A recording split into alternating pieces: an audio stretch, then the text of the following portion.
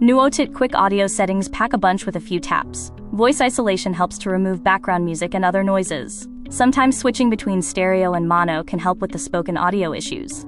Volume boost increases or decreases the overall volume. The audio player has a mute button, letting you silence playback temporarily without pausing. The volume meter shows the current level in decibels and uses 3 colors, green, orange, and red, to help you visually monitor and adjust the level. Let's start the Pro Audio settings with the bypass toggle.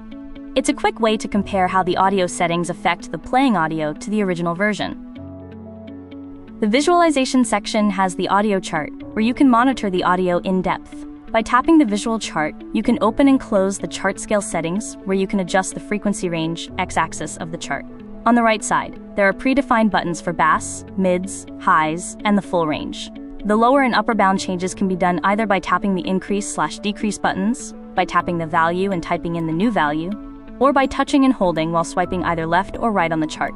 The left side of the chart changes the lower bound, and the right side, the upper bound value.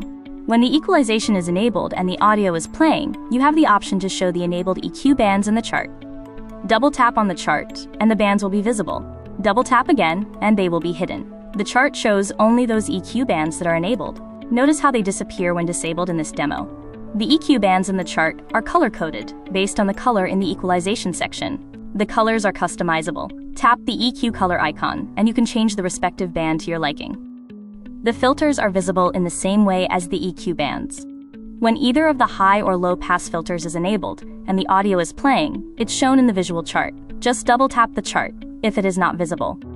The EQ bands and the filters are shown at the same time in the chart if they are enabled. Tap the EQ frequency and bandwidth values to type in the desired new values, or use the increase and decrease buttons. Touch and hold, then drag vertically to adjust the value with the knob. Double tapping the gain knob resets it to the default value. The knob works the same across all controls. Peak limiter pregain is the same as volume boost on the quick tab, as you can see in the video. In the dynamic section, you have more control options, including adjusting attack and decay times. The player processes audio in this order: filters, expander, equalizer, sound isolation, compressor, and the fine-tuning such as mono stereo, and finally, the peak limiter. The info section gives more detailed information about the playing audio file.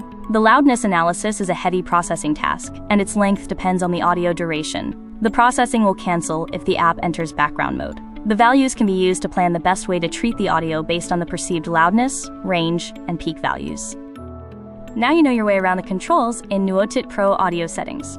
The next step is shaping the audio the way you want to hear it.